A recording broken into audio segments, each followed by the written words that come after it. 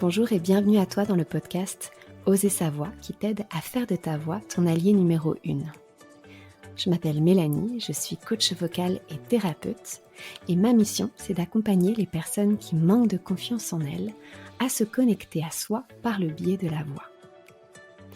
Ici, je te partagerai toutes mes connaissances autour de la voix, que ce soit de la technique vocale, mais tu comprendras qu'à mes yeux, la voix, c'est beaucoup plus profond que de la technique vocale, ça touche à l'être. Donc tu pourras entendre tous mes conseils, toutes mes introspections autour de la voix et tout ce que j'ai pu apprendre jusqu'à maintenant sur mon chemin. Ensemble, je nous souhaite de conscientiser un peu plus chaque jour qui nous sommes. Éveillons ensemble notre plein potentiel. Incarnons notre essence et prenons notre place, vocalement et physiquement parlant. Ensemble, transformons-nous.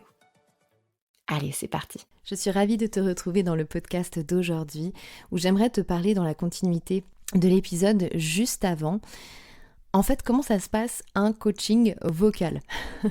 Souvent, on peut se poser la question et c'est pas toujours évident, entre guillemets, quand on met les pieds pour la première fois dans un studio de musique ou en ligne, de se dire, en fait, comment ça va se passer ? Et des fois, ça peut être source un petit peu de stress, parce qu'on ne sait pas, des fois, on se lance dans l'inconnu. Le nombre de personnes, des fois, qui viennent la première fois, puis qui me disent « Mais moi, j'ai jamais chanté, et puis cet univers est vraiment nouveau pour moi, je connais pas du tout. C'est un peu stressant là. » Et c'est complètement normal. Moi aussi, j'ai vécu ça, et je sais à quel point parfois on peut se poser des questions parce qu'on sait pas trop, en fait, on sait pas trop comment ça va se passer. Donc, justement, pour pouvoir anticiper ces questionnements, pour anticiper ce stress, eh bien, j'aimerais pouvoir vous en parler. Comme ça, si vous décidez de vous faire accompagner un jour, vous pourrez un petit peu demander à votre coach comment ça se passe, etc. Parce qu'à nouveau, chaque coach va avoir une approche complètement différente d'amener un coaching vocal. Alors après, je vais vous parler de ma façon, mais après, en sachant que je pense qu'on a quand même tous une base, entre guillemets, qui se ressemble, et puis après, ça peut complètement varier. Donc, ce que j'aime bien dans un coaching vocal, en tout cas, ce qui revient beaucoup dans la base, je vais vous parler d'un coaching de voix chantée pour le coup. J'aime énormément travailler de manière assez efficace sur ce qu'on pourrait appeler un échauffement vocal. Donc, pour moi, un échauffement vocal, ça va vraiment passer par un échauffement du corps, donc c'est-à-dire enlever toutes les petites tensions corporelles, les douleurs au niveau des épaules, les mâchoires, etc., de pouvoir vraiment s'assurer que notre corps est bien éveillé et il est bien présent pour pouvoir travailler et accompagner la voix. Donc, un échauffement pour vraiment conscientiser tout ce qui se passe dans le corps, puisque le corps, il faut qu'il soit réveillé parce que c'est lui qui va complètement soutenir et accompagner votre voix. Ensuite, en fonction de la chanson que vous chantez, c'est-à-dire que peut-être vous allez me dire « j'ai envie de chanter Skinny Love » de Birdie par exemple, qui est une chanson où on monte relativement dans les aigus, on utilise la voix de tête, la voix qui correspond aux aigus. Eh bien, on va pouvoir échauffer la voix en fonction de la chanson. Donc c'est-à-dire que là typiquement, on va se dire dans Skinny Love, il y a quand même pas mal d'aigus, allons voir un petit peu les aigus. Je vais aussi souvent demander à la personne, est-ce qu'il y a des soucis techniques au niveau de la voix dans la chanson, est-ce qu'au niveau des aigus, comment ça se passe, etc. On va déjà faire le lien, entre guillemets, avec la chanson qui va suivre. La personne peut me dire par exemple, mes aigus, tu vois, je suis un peu serrée dans mes aigus, ou ça sort pas trop, j'ai l'impression que c'est pas très juste, est-ce qu'on peut regarder, est-ce qu'on peut vérifier ensemble ? Donc on va vérifier grâce à un exercice qui va être fait sur mesure, en fin de compte, pour la personne. Et on va tester les aigus. Et on va revoir quelle est la technique pour des aigus qui soient confortables, qui puissent convenir à la personne, et surtout que cette technique vocale, elle s'installe que pour la suite, quand il y a d'autres chansons en aigu, la personne, elle puisse se dire de manière autonome, ah tiens, je sais que là, il y a pas mal d'aigus, ok, il faut que j'utilise l'ouverture de ma bouche, il faut que j'utilise de la projection, il faut que j'utilise les muscles de mon soutien, il faut que j'utilise correctement, etc., etc. Très très important. Donc on va passer par cette phase où on va échauffer la voix dans le sens de la chanson. Et donc on peut faire ça pendant 10 minutes, un quart d'heure, etc. Puis rapidement, une fois que c'est fait, on va passer sur la chanson. Et là, justement, c'est ça qui est plutôt chouette, c'est que c'est toujours important à mes yeux de faire le pont entre l'exercice qu'on a fait ensemble, donc l'exercice pour échauffer la voix, entre guillemets, si on peut dire ça, puis la chanson. Et de pouvoir se dire, tu vois, tout le travail là que tu as fait sur tes aigus, maintenant, il faut que ce travail-là, il puisse s'intégrer à la chanson. On ne sépare jamais le travail des vocalises avec le travail de la chanson. Il faut vraiment mettre de la cohérence parce que des fois, on va se dire, j'ai compris, techniquement parlant, au niveau de mes vocalises, c'est bon, j'ai compris.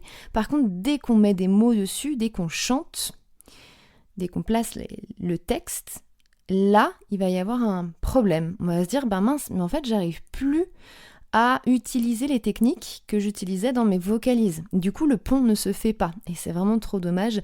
Donc, on s'assure qu'il y ait vraiment le pont qui se fasse de l'échauffement vocal au travail de la chanson. Pour vraiment que vous puissiez vous dire « Ah, mais là, je sens. Ah, ok, là, c'est comme ça que ça se passe. Ah, ouais, ok, donc du coup, je rajoute cet outil dans ma voix, c'est super important. » Voilà, que vous puissiez en fait avoir des déclics, c'est des moments de prise de conscience, entre guillemets, où vous allez vous dire « Ok, là j'ai compris en fait, là il faut vraiment que je fasse ça. » Et c'est le but aussi de votre coach, c'est de pouvoir vous dire « Tu vois, là sur ta vocalise, tu ouvrais vachement la bouche. Là, typiquement, sur cette phrase-là, sur ce mot-là, il manque de l'ouverture de bouche. Là, il faut que tu ouvres plus grand. » Et en fait, vous allez le tester, vous allez vous dire « Ah ouais, ça sort quand même vachement mieux. Ok, et là c'est bon, je comprends. » Et plus vous allez faire ça, et plus en fin de compte, ça va devenir comme des automatismes. Vous allez automatiser vos mécanismes de la voix, parce qu'on en a différents, donc c'est-à-dire qui correspondent par exemple à votre voix aiguë, à une voix puissante, etc. On pourra en parler si jamais ça peut être intéressant pour vous. Mais il va y avoir vraiment ce travail-là. Et une fois que techniquement parlant, on se dit, franchement, c'est chouette, c'est plaisant, on est à l'aise, tout se passe bien. Donc, on chante la chanson sur un karaoké, un instrumental. Un instrumental, c'est quand on a juste la musique, il n'y a plus du tout la chanteuse ou le chanteur derrière soi, il n'y a vraiment que notre voix avec la musique. Une fois qu'on en est là, en général, on passe du coup au troisième travail, que j'aime bien appeler la cerise sur le gâteau, qui est l'interprétation, qui est pour moi très très important parce que c'est là où opère la magie, entre guillemets, à mes yeux, où vous allez pouvoir mettre de la vie, mettre de l'émotion, mettre du vous, en fait, dans votre chanson. Et ça me paraît absolument colossal comme travail et essentiel, j'ai envie de dire, parce que c'est là où on y met du nôtre, entre guillemets. Vous allez aller chercher dans vos émotions, dans votre histoire, dans moi, comment j'ai envie d'interpréter cette chanson, qu'est-ce qui résonne pour moi, qu'est-ce que j'ai envie de raconter, qu'est-ce que j'ai envie que les autres ressentent quand je chante cette chanson. Et c'est un vrai travail en profondeur à l'intérieur de soi, qu'on pourrait même appeler un travail introspectif au final, où vous allez puiser dans vos ressources, puiser dans votre vie, en fin de compte, dans votre essence, pour pouvoir faire émerger toutes ces couleurs de vous-même et les mettre au service de votre chanson. Pour moi, c'est ça l'interprétation. Et donc, on passe aussi du temps à travailler sur l'interprétation pour qu'en fin de compte, le jour où vous pouvez vous dire « Ah mais je monte sur scène et je vais chanter », là, en fait, il n'est plus question de technique vocale, parce que tout ça, vous l'avez ancré à l'intérieur de vous en répétant. Quand vous êtes sur scène, là, c'est mon travail d'interprétation. Je vais partager et transmettre à mon public l'interprétation que j'ai créée autour de cette chanson. Et là, c'est magique.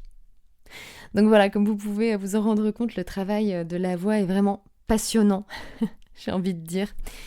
Et il est infini. Et c'est ça qui est beau aussi. Et j'espère que justement, ça aura pu aussi vous aider à mieux comprendre comment la structure d'un cours peut fonctionner. De manière à ce que vous puissiez franchir la porte d'un premier cours en toute sérénité. Je te remercie de tout cœur d'avoir partagé avec moi cet épisode. Si tu souhaites être tenu au courant de toutes les nouveautés, je t'invite à me rejoindre sur les réseaux sociaux. Le lien est dans la description. Si tu as apprécié ce que tu as entendu et que tu souhaites le partager autour de toi, c'est avec joie que je t'invite à le faire. Tu peux également noter et commenter l'épisode si le cœur t'en dit.